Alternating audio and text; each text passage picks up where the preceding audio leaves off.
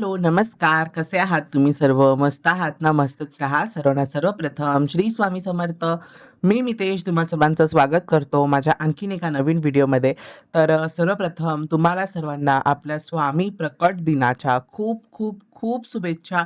तुमच्या सर्वांची पूजा खूप छान आणि मस्त गेली असेल अशी मी आशा करतो. आणि आजचा व्हिडिओ थोडासा उशिरा येतोय. मला वाटतं तर मी कालच अपलोड अपलोड करून टाकेन, पण काही कारणांमुळे मला तो काल अपलोड करता नाही आला, तर म्हणून म्हटलं की जाऊ दे आपण दुसऱ्या दिवशी अपलोड करू. माझी छान अशी म्हणून मी तुम्हाला दर्शन मिळावं स्वामी महाराजांचं ते सुद्धा प्रकट दिनासाठी म्हणून एक मी शॉर्ट व्हिडिओ तुमच्या सर्वांसाठी अपलोड केली होती. आशा करतो की तुम्ही सर्वांनी नक्की पाहिली असेल. कारण मला माहिती आहे खूप जणं स्वामींच्या दर्शनासाठी वाट बघत असतात, की स्वामींचं दर्शन आता मिळेल. मठातलं असो किंवा Instagram असो किंवा YouTubeवरती असो. आता एवढे जणं आपला 6,000, 6,500, 7,500 अशा एवढासा टप्पा आहे.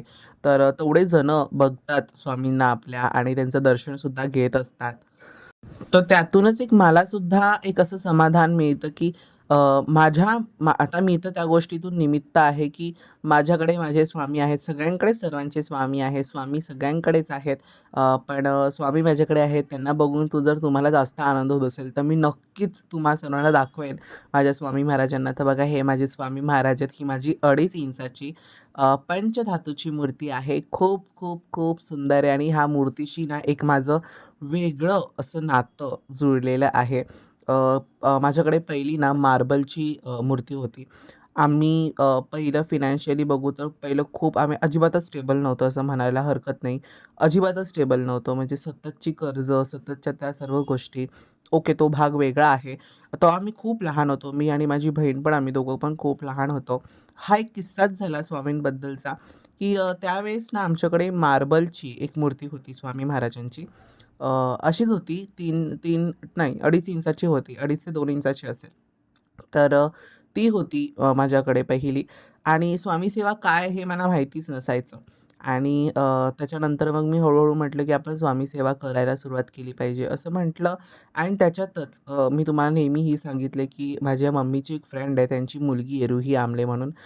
तर ती स्वामी सेवा करायची, खूप स्वामी सेवा करायची. म्हणजे अजूनही करते ती ताई आणि तिचे ना मी नेहमी स्टेटस बघायचो, की ते स्वामींचे 9 गुरुवार करते, ते पाहायचो.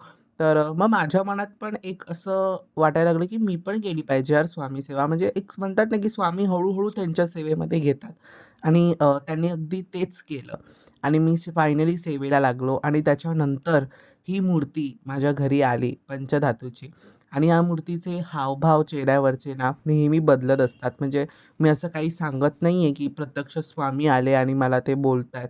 पण शेवटी आपल्या त्या मूर्तीकडे बघण्याचा जो भाव आहे, तो तसा चांगला, शुद्ध आणि अगदी असा छान असेल ना, तर तुम्हाला ते नक्कीच असं वाटेल, की देवच तुमच्यासमोर बसलाय. अगदी तुम्ही आर्ततेने जेव्हा तुम्ही समोरच्या व्यक्तीला किंवा तुम्ही आर्ततेने एकदम समोरच्या देवाला जेव्हा तुम्ही हाक मारता तेव्हा असं वाटतं, की त्या मूर्तीतही त्या जीव ओतून जेव्हा तुम्ही बोलता, त्या मूर्तीलाही प्रॉपर असं वाटतं, की ती समोर साक्षात देव बसलाय आपल्या. जेव्हा तुम्ही देवाला आपल्या मनापासून हाक मारता आणि मी माझ्या स्वामींना नेहमी मनापासून त्यांचं नामस्मरण करतो आणि अगदी मनापासून त्यांना मी नेहमी आर्ततेने हाक मारतो.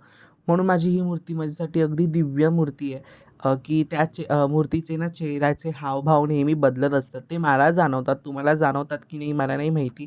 पण ते मला खरंच जाणवतात. म्हणजे स्वामींना जेव्हा मी कपडे घालतो, तेव्हा स्वामी छान हसतात. जेव्हा त्यांना मी अंघोळ घालतो, तेव्हा पण स्वामी खूप छान हसतात. आणि एक असा खास असा अनुभव स्वामींबद्दल सांगायचा झाला तर मी स्वामींना नेहमी बोलतो, जेव्हा मी स्वामींना देवघरामध्ये विराजमान करतो त्यांच्या स्थानावरती. तेव्हा स्वामींना सांगतो, "स्वामी आता तुम्ही तुमच्या स्थानावरती छान विराजमान व्हा. अगदी राजाप्रमाणे घराचा कारोबार सांभाळा."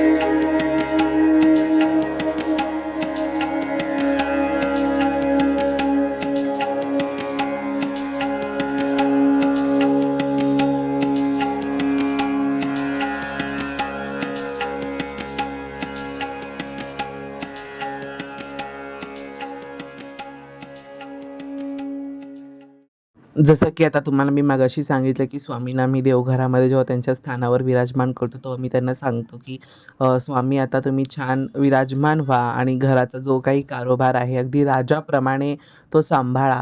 तर त्यावेळेस म्हणजे असं मला नेहमीच झालंय 2-3 वेळा ही गोष्ट माझ्यासोबत घडली, की त्यावेळेस स्वामी इतके हसतात, म्हणजे त्यांचा चेहऱ्याचा जो भाव आहे ना, तो अगदी चेंज होतो. असं म्हणजे एक असा राजा असतो ना, जो पूर्ण प्रजेसाठी बसलेला असतो पूर्ण थाटात. असं वाटतं की स्वामी माझ्या घरासाठी असे थाटात माझ्या देवघरात बसलेले आहेत आणि पूर्ण घर ते बघतायत आणि सगळं काय चालू आहे, काय नाही ते पाहतायत. असो तो सगळा भाग ज्याच्या त्याच्या मनी जसा भाव असेल तसा त्याला तो देव दिसतो. आता स्वामींना आता कपडे घालूया सुंदर असे मस्त जे ममता ताईंनी पाठवलेत. तर पहिलं ना मी पिंक कलरचं हे वस्त्र म्हटलं घालू स्वामींना की छान दिसेल. पण ते मोठं आलं होतं ना, तर मी ते ममताताईला रिटर्न करणार आहे. ममताताई त्याच्याबद्दल मला माझे 2.5 इंचाचे पाठवून देईल. ते मी 3 इंचाचे मागवले होते. तर त्याच्यानंतर हे 2.5 इंचाचं वस्त्र बघा अगदी परफेक्ट असं बसलंय. ममताताईला पण अशी मोठी देण आहे. मी तुम्हाला पुढे सांगितलंच आहे ह्याच्यावरती सगळ्या गोष्टी. तर त्याच्यावरनं पण मला सारखे अजूनही डी-एम्स येत होते. तर म्हणून मी म्हटलं की ह्या व्हिडिओमध्ये पण आपण शेअर करू. जर व्हिडिओ पाहिला तर मग तुम्हाला समजेल. त्याच्यानंतर ही माळसुद्धा ममताताईंनी पाठवली होती. त्याच्यानंतर ही पेशवाई टोपीसुद्धा ममताताईंनीच पाठवली आहे. म्हणजे असे मोठमोठे ॲक्टर लोकांचे असतात ना डिझायनर्स, क्लोथ डिझायनर जसे मनीष मल्होत्रा, ए-टी-सी कोण असतील ते. तसे माझ्या स्वामींचे डिझायनर ममता जोशी आहेत आणि प्रत्येकाच्या स्वामींचे डिझायनर ममता जोशी ताईच असतील. इतक्या सुंदर त्या वस्त्र बनवतात, की मी काय सांगू. अगदी कोणीही त्या वस्त्रांच्या प्रेमात पडेल असं. तर बघा आता स्वामींना छान राजेशाही थाटात तयार केलेलं आहे. छान पेशवाई पगडी घातलेली आहे. छान माळ घातलेली आहे. त्याच्यानंतर सुंदर असं मस्त वांगी कलरचं ते आहे ड्रेस. मी खास करून प्रकट दिनासाठी मला निळ्या रंगाचं हवं होतं. पण आता ममताताईंनी मी तिला सांगितलं, "तुला जो कलर आवडेल ना तशा ह्याच्यात तू मला पाठव." तर मग तिने हा रंगाचं मला ते पेशवाईमध्ये पाठवलं.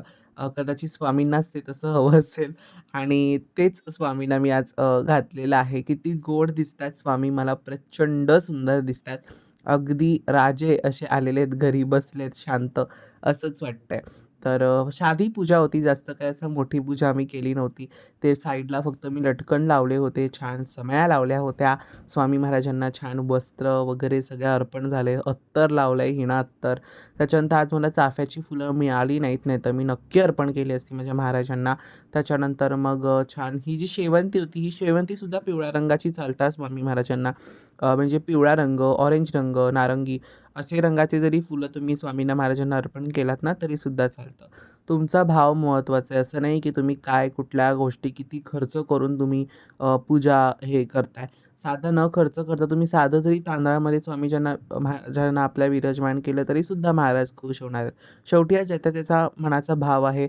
ज्याला ज्याच्या प्रकारे भक्ती त्याला देता येत असेल, तशा प्रकारे तो देतो. तुम्हाला जशी जमत असेल, तशा प्रकारे तुम्ही भक्ती स्वामींना देऊ शकता. असं काही नाही की एवढा सगळा खर्च केला पाहिजे. महाराजांना कपडेच हवे असतात, महाराजांना हेच हवं असतं, महाराजांना तेच हवं असतं, असं काही नाही आहे. तुम्हाला तुमच्या परीने जर तुम्हाला जमत असेल, तर तुम्ही नक्कीच महाराजांसाठी करू शकता.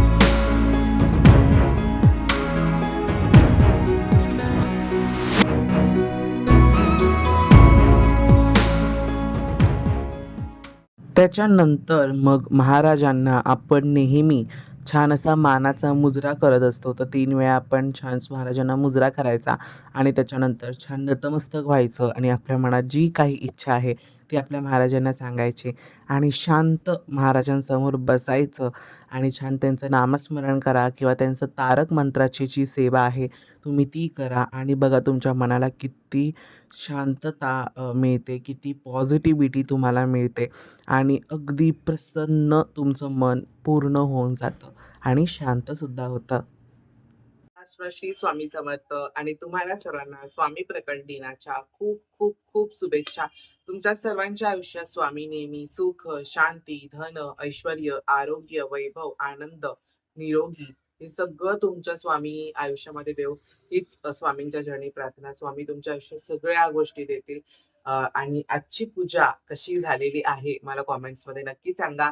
अगदी असं म्हणजे असं राजेशाही थाट म्हणतो ना आपण स्वामींचा, तो आज झालाय स्वामींचा. आणि स्वामींना ना मी सुंदर अशी मस्त ती पेशवाई पगडी असते ना ती घातलीये.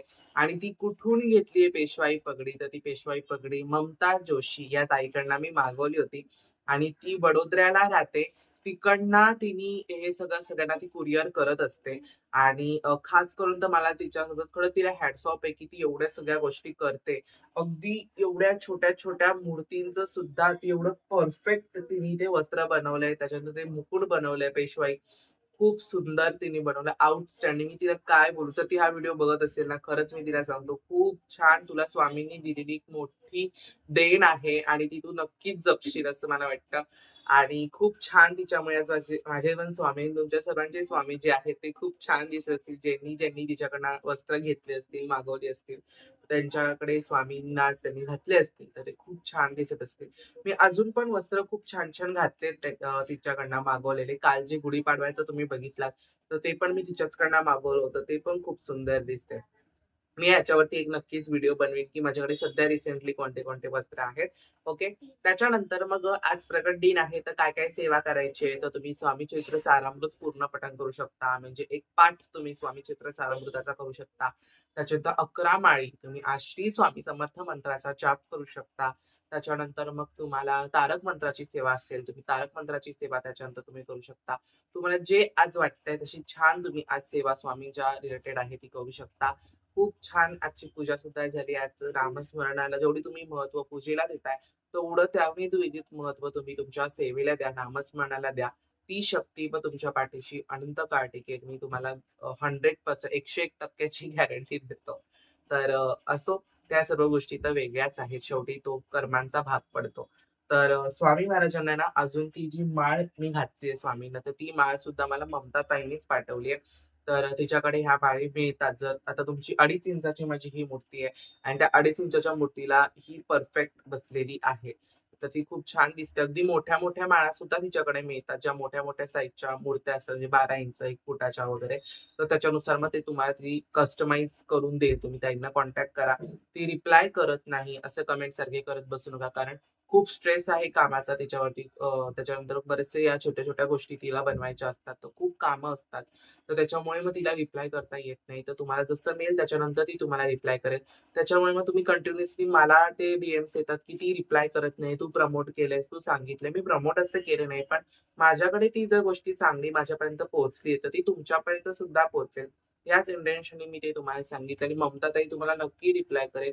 ती ह्या सर्व गोष्टी बनवणारी ती एकटी आहे. तिला थोडासा सपोर्ट करा, कारण ती एकटी सर्व या गोष्टी बनवते आणि त्याला खूप वेळ लागतो. खरं तुम्ही बघा एवढी बारकाईने तिने ते काम केलंय.